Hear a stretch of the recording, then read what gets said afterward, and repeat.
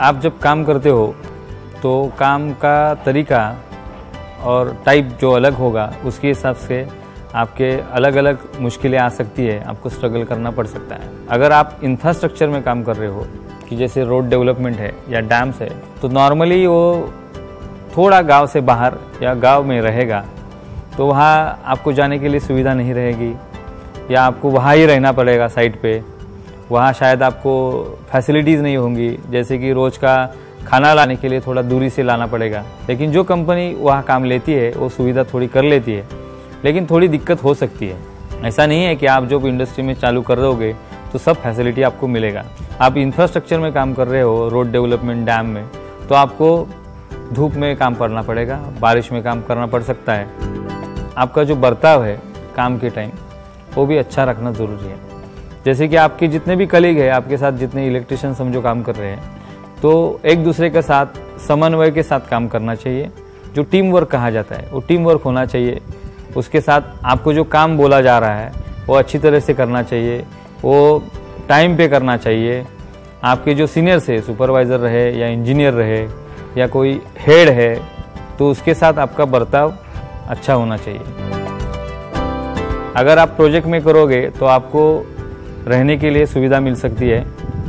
आपके प्रोजेक्ट के हिसाब से आपको आने जाने की भी सुविधा मिलेगी।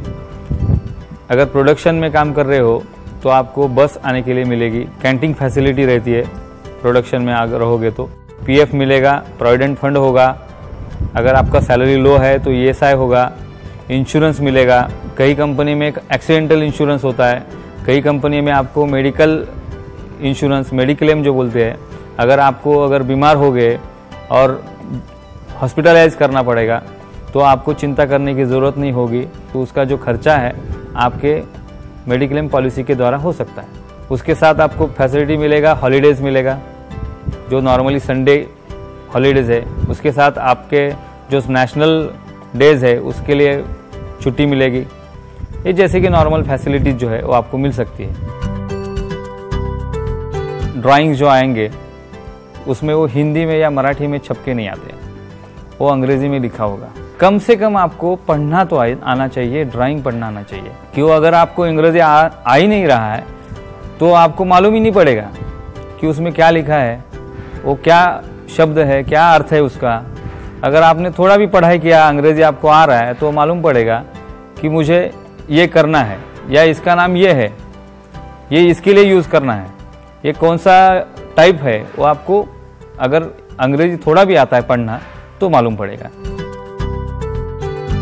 तो जॉब मेरा पहला था वो एक होटल था, एक बहुत बड़ा होटल था, लेकिन एक छोटे कॉन्ट्रैक्टर के पास एज ए सुपरवाइज़र करके मैंने काम चालू किया था। थोड़ी दिक्कत हुई, मैं इंजीनियर होने के बाद भी एज ए सुपरवाइज़र होकर काम कर रहा था, क्योंकि मुझे एक्सपीरियंस नहीं था। तो मैंने शुरू किया तो जो उनके एक्सपीरियंस सुपरवाइज़र के थे उनसे मैं सीखने चालू किया कि कैसे पढ़ना है, ड्राइंग कैसे पढ़ना है। तो उसके बाद आहिस्ता आहिस्ता मैंने ग्रिप लिया। तो एज ए इलेक्ट्रिशियन भी आप अलग अलग जगह जाके एक्सपीरियंस ले सकते हो। कुछ सालों के बाद एक्सपीरियंस हो गया तो इलेक्ट्रिशियन से आगे आप सुपरवाइज़र बन सकते हो। क्वालिफिकेशन सेम होने के बावजूद भी आपको सुपरवाइज़र की पोस्ट मिल सकती है। मतलब सुपरवाइज़र मतलब आपके अंडर कुछ लोग काम करेंगे, इलेक्ट्रिशियन लोग काम करेंगे, आपका सैलरी स्ट्रक्चर बढ़ जाएगा, इंक्रीमेंट होगा।